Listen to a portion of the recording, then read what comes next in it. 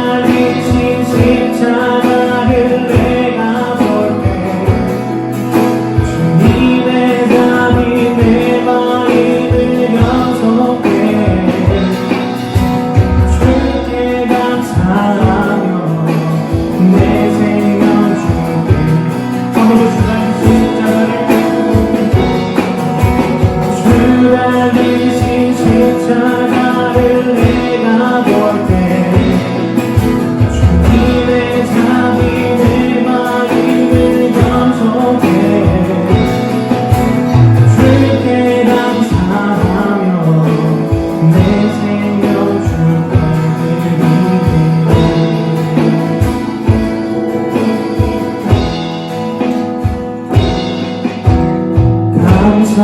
감사드리니 주의 십자가 나의 친구 되신 주 감사드리니 주의 십자가 나의 친구 되신 다시 한번 더 감사드리니 주의 십자가 나의 친구 되신 주 감사드리니 주의 십자가 나의 친구 되신 주 달리신 십자가를 내가 볼 때 주님의 자비 내 마음을 연속해 주께 감사하며 내 생명 주께 다시 한번 밤에 찬양하겠습니다. 주 달리신 십자가를 내가 볼 때 주님의 자비 내 마음을 연속해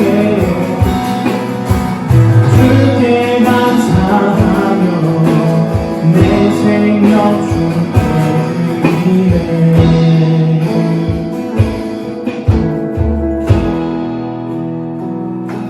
우리 시간 함께 기도하도록 하겠습니다. 이 시간 기도할 때 한 주간 우리의 삶을 돌아보시면서 하나님께서 우리에게 많은 사랑과 은혜와 평안을 주셨는데 이것을 우리는 먹고 마시고 누리면서 한 번이라도 하나님을 생각하며 감사했는지, 그리고 하나님께서 우리에게 하루하루를 허락하시면서 우리에게 소망하셨던 우리가 더 하나님 사랑하는 일, 이것을 우리가 한 주간 단 하루 단 한 번이라도 하나님 앞에 열심을 다해서 사랑하는 일을 해왔는지 돌아보시면서 이 시간 말씀 가운데 하나님 우리에게 쓰임 얻을 수 있는 말씀과 새 한 주를 살아갈 수 있는 말씀을 알아달라고 이 시간 함께 기도하도록 하겠습니다. 기도하시겠습니다.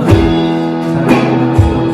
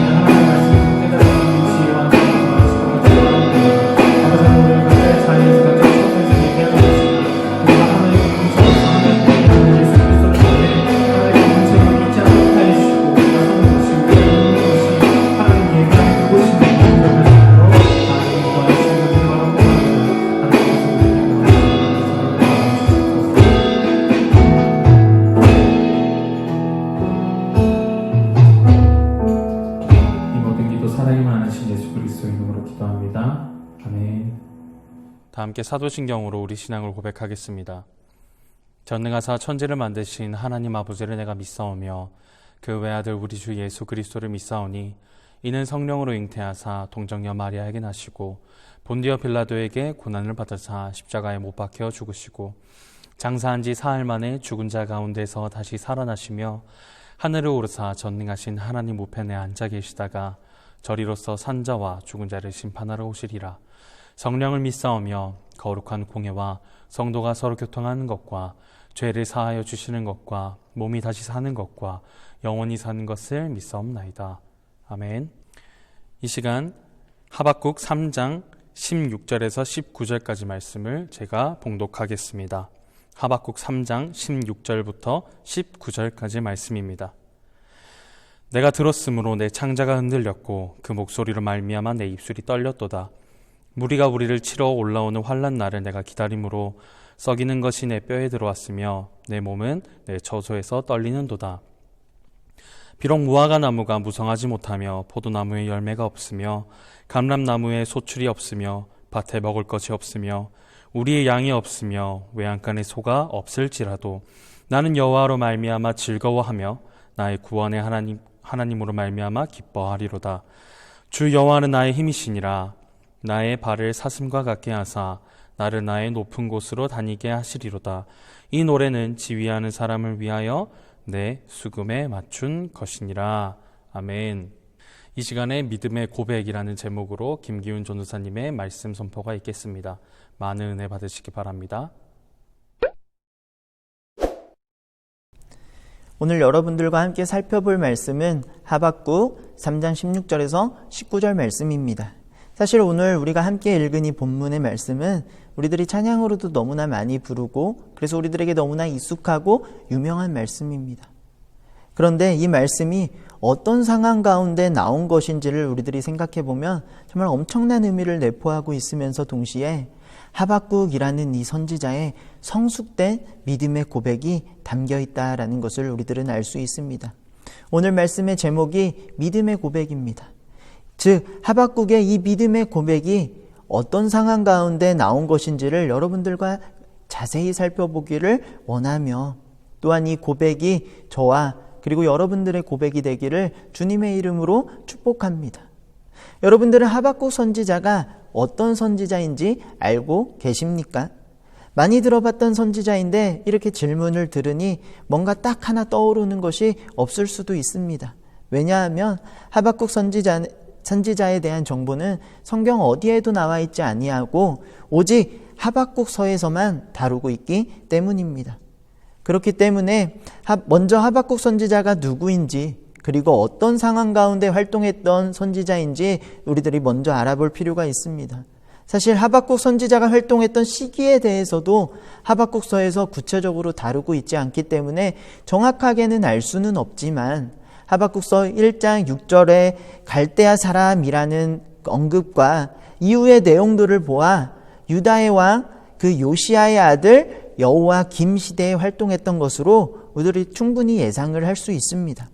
갈대아 사람이란 신바벨론을 의미하는 것으로 이들은 사실 요시야 왕 때부터 활동했지만 이때는 작고 잠재 세력이었고 이후의 세력이 점점 확장시켜 나가 결국 유다를 멸망하게 하는 주전 586년에 멸망하게 이렇게 만드는 나라가 이 바벨론 나라가 됩니다. 하박국은 유다가 완벽하게 멸망하기 직전인 주전 612년부터 605년 정도의 활동을 하였고 하박국 선지자의 이름의 뜻은 껴안는 자 그리고 씨름하는 자라는 의미를 갖고 있습니다. 하박국서의 전체 내용이 하박국과 하나님과의 두 번에 걸친 질의의 응답과 그리고 하박국의 기도와 찬양을 통해 당장은 우리들이 이해할 수 없는 하나님의 그 계획하심 가운데 깊은 고뇌와 그리고 고난의 시간, 그 힘든 시기를 겪으나 결국에는 하나님의 그 구원하심이라는 그 확신과 그 깨달음 이후에 하박국 선지자가 하는 그 믿음의 고백과 하나님을 향한 그 찬양을 하고 있다라는 점에서 하박국 이름의 뜻과 하박국서 전체 내용이 잘 어울리고 있습니다. 유다의 선한 왕이었던 요시야 왕 이후의 다른 왕들은 하나님 앞에 다시 한번 죄악을 범하기 시작을 했고 계속해서 점점 더 악해져만 갔습니다. 또한 이스라엘 백성들도 택한 백성의 삶을 망각하고 우상 숭배를 시작으로 여호와라는 그 거룩한 이름을 더럽히면서 하나님의 그 택한 백성으로서의 삶을 전혀 살아내지 못하고 있었습니다. 이러한 악한 시대에 보내진 하박국 선지자는 1장 2절에서 4절에서 탄식함으로 외치며 하나님 앞에 호소합니다. 하나님, 여호와여, 내가 부르짖어도 주께서 듣지 아니하시나이다. 어느 때까지입니까? 외쳐도 주께서 구원하지 아니하십니다. 어찌하여 내게 죄악을 보게 하십니까? 정의가 전혀 실행되지 못하고 있는 것 아닙니까?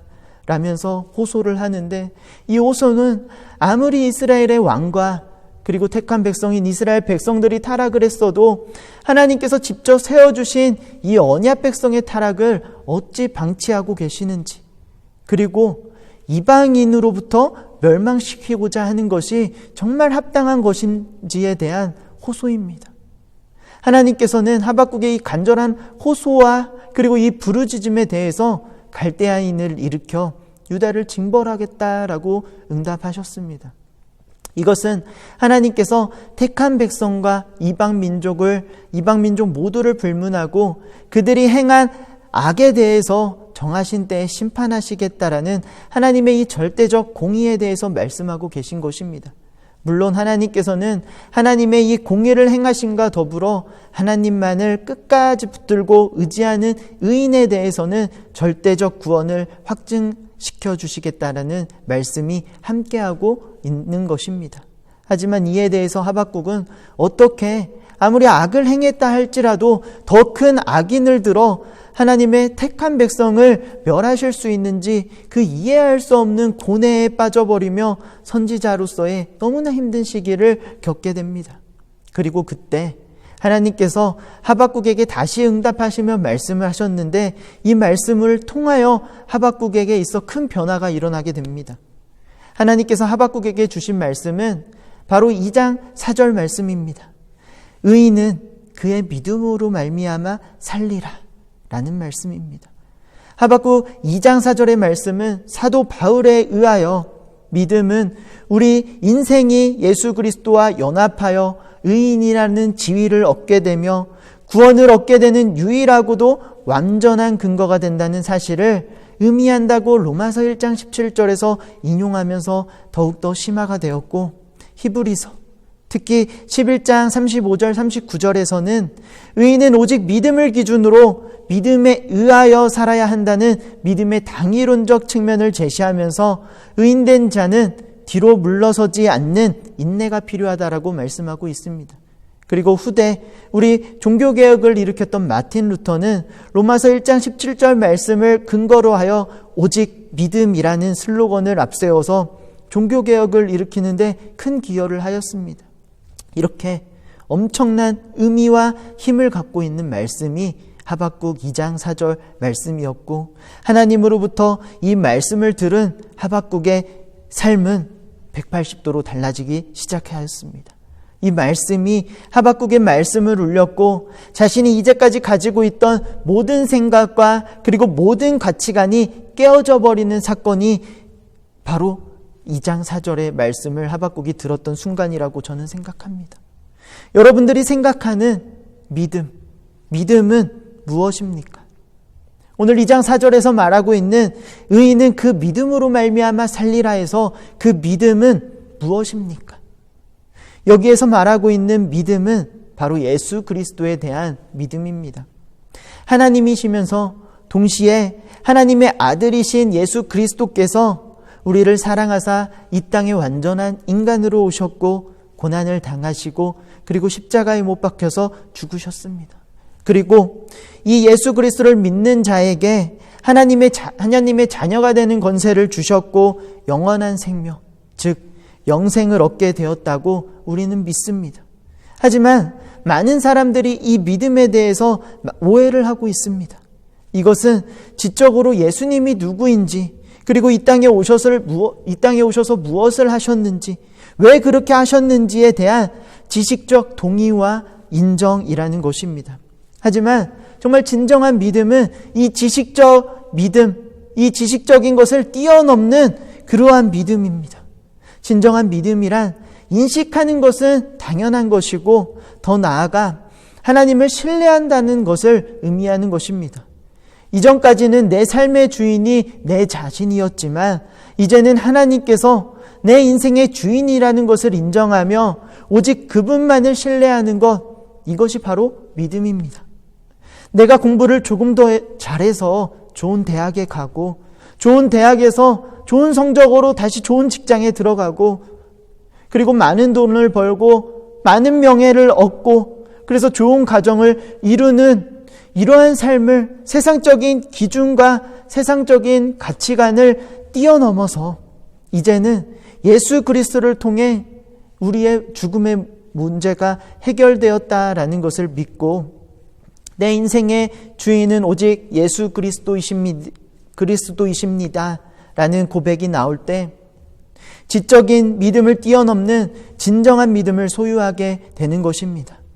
단순히 지적 동의로 예수 그리스도를 믿는 것이 아니라 이제까지 내가 생각하고 그리고 내가 믿고 있었던 모든 것들을 깨어버리는 것, 그것이 바로 예수 그리스도를 믿는 것입니다. 진정한 행복과 기쁨을 내 안에서 그리고 세상 가운데서 찾고자 하는 것이 아닙니다. 내가 가지고 있던 생각과 가치관들 위에 예수 그리스도를 믿는 믿음을 더하여 쌓는 것이 아니라 내가 생각했던 모든 것들이, 내가 가지고 있던 가치관들이 하나도 남김없이 다 비워졌을 때 우리 안에 예수 그리스도를 믿는 진정한 믿음이 떠오르기 시작한다라는 것입니다. 그렇다고 해서 우리가 지금 하고 있는 공부 전혀 필요 없다, 좋은 대학 갈 필요 없다, 좋은 직장에 안 들어가도 괜찮다 라면서 현실에 안주하며 신앙생활만 열심히 하면 되고 인생은 대충 살라, 그러한 의미도 아닙니다. 하나님의 자녀로 그리고 그리스도인으로 구별된 삶을 살되 우리들이 어디에 있든지 그리고 무엇을 하든지 더 최선을 다하는 자세가 필요하다는 것입니다. 우리를 통하여 그리스도의 향기가, 이 그리스도의 향기를 다른 사람들에게 끼칠 수 있는 그러한 자세가 우리들에게 필요합니다. 혹시 우리가 가난하다고 할지라도, 그리고 몸이 너무나 아프다고 할지라도, 조금 성적이 나오지 않더라도, 그래서 우리가 앞으로 부자가 되는 것, 그리고 건강한 몸을 소유하는 것, 좋은 성적을 갖게 돼서 우리가 원하고자 하는 대학과 취업을 하는 그런 것이 우리의 인생의 목표가 되는 것이 아니라 우리 삶의 이유와 목적이 예수 그리스도로 바뀌는 것이 바로 진정한 믿음입니다. 조금 가난하면 어떻고, 조금 몸이 아프면 어떻고, 조금 성적이 잘 나오지 않아 좋은 대학에 가지 못하면 어떻습니까? 우리는 원래는 죄인이었으나 예수 그리스도를 통하여서 예수 그리스도의 그 완전한 의를 덧입어 완전한 의인으로 인정받았는데 더 이상 무엇이 걱정이고 어떤 것이 더 필요하십니까?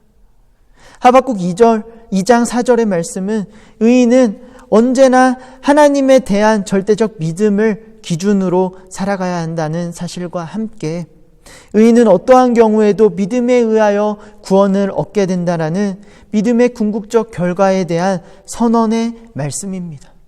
그리고 이어지는 3장의 말씀은 하나님으로부터 엄청난 답변을 받은 이 엄청난 답변으로 인하여 모든 것이 깨어진 하박국 선지자의 간구와 찬양 그리고 기도인데, 특별히 오늘 16절에서 19절 말씀에서 하박국서의 결론과 절정을 이루고 있습니다. 16절에서 어쨌든 하나님의 그 심판당하는 자로서의 두려움을 토로하면서도 심판으로 말미암아 자신의 모든 것을 잃게 되는 처지에 이르게 된다고 할지라도 구원의 하나님으로 인하여 즐거워하며 그리고 기뻐하겠다고 말하면서 하나님을 믿고 의지하는 삶을 살 것이다 라는 믿음의 고백을 하는 내용입니다. 사실 하박국의 고백을 보면 우리들이 이해할 수 없는 부분이 등장합니다. 왜냐? 무화과나무 그리고 포도나무, 감람나무 열매가 없고 밭에 식물이 없으며 우리의 외양간에 양과 소가 없다라는 것은 우리 인간의 생명을 유지할 수 있는 모든 양식이 점진적으로 계속해서 끊어진 상태를 의미하기 때문입니다. 기본적인 생활도 불가능한 상황, 극한의 이 상황을 말하는 것인데 즐거워하고 그리고 기뻐한다는 것은 사실 불가능에 가까운 일입니다. 그리고 1장에서 보면 하나님을 향하여 어떻게 이렇게 하실 수 있습니까, 하나님? 어느 때까지 내가 기다려야 합니까, 하나님? 이렇게라고 말했던 하박국인데 하나님을 향한 바른 믿음, 다시 말하면 예수 그리스도를 인식하는 것을 뛰어넘어 예수님을 신뢰하는 그 믿음으로 변화되자 하박국 선지자에게서 이런 믿음의 고백이 흘러나올 수 있던 것입니다. 신실하신 하나님의 약속을 신뢰하게 되자 뭐뭐 할지라도 그럼에도 불구하고 하나님으로 인하여 기뻐하겠다는 고백을 하게 된 겁니다. 오늘 말씀을 정리하도록 하겠습니다. 오늘 말씀은 하박국 선지자의 믿음의 고백이 담긴 말씀입니다. 그리고 이런 믿음의 고백이 나오기까지 하박국은 하나님 앞에 크게 깨어짐의 시간이 존재하였습니다. 그 깨어짐은 바로 의인은 그 믿음으로 말미암아 살리라라는 믿음의 깨어짐이었습니다. 믿음을 영어로 believe라고 부릅니다. 하지만 이 믿음은 지식 차원에서의 인식과 동의를 동일하는데 한계가 있습니다. 성경에서 말하고 있는 믿음, 다시 말하면 이 believe는 즉 예수 그리스도에 대한 인식을 뛰어넘어 trust, 신뢰하는 그러한 수준에까지의 믿음이 우리들에게 필요합니다. believe 그리고 trust, 이것이 함께 더하여졌을 때 바르게 인식함과 더불어 그분을 나의 주인으로서 인정하고 그분을 신뢰하겠다라는 그 믿음이 더해질 때 바로 믿음의 성숙의 단계 그리고 믿음의 고백이 우리 안에 나오게 될 것입니다. 내가 가진 것 아무것도 아닙니다. 내가 갖고 있는 생각과 모든 가치관 또한 아무것도 아닙니다. 나의 주인 되신 예수 그리스도께서, 나의 하나님께서 내 삶 가운데 주인 되시며 당신의 선하신 뜻을 이루어 주실 것을 나는 신뢰합니다. 저는 오직 주님만을 위하여 그리고 주님의 기쁨이 되기 위한 삶을 살겠습니다 라는 고백이 바로 믿음의 고백입니다. 오늘 말씀 19절 말씀과 같이 주 여호와만이 나의 힘이십니다. 나의 발을 사슴과 같게 하사 나를 나의 높은 곳으로 다니게 하소서. 다시 말하면 주님의 뜻대로 내 삶을 인도하여 주시옵소서라는 고백으로, 그럼에도 불구하고의 믿음, 하나님의 모든 주권과 하나님의 이 선하심을 인정하는 하박국의 이 고백이 오늘을 살아가는 저와 여러분들의 고백이 되기를 간절히 주님의 이름으로 축복합니다. 기도하겠습니다. 하나님 아버지, 오늘 말씀을 통하여서 다시 한번 우리들의 삶을 돌아봅니다.